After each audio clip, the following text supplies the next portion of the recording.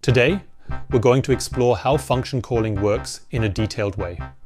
We'll start with an easy example of a chat completion from OpenAI, and then we'll add our own methods to make it more interesting, like one that tells jokes.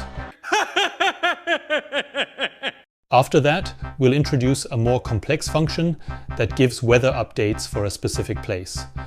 In the next few minutes, you'll learn how to teach GPT to write and execute SQL queries with any database. This allows you to harness real business data, uncover insights like identifying the top-selling albums and analyzing sales trends over time. We are building this completely from scratch, and it's designed for easy following. Now that we understand how embeddings and similarity search work, we will implement a practical application for it. In the next few minutes, we will learn how to fetch scientific papers based on a query and then build a simple vector store in the form of a CSV file. It will then be possible to ask questions and get the most suitable paper suggested for that query.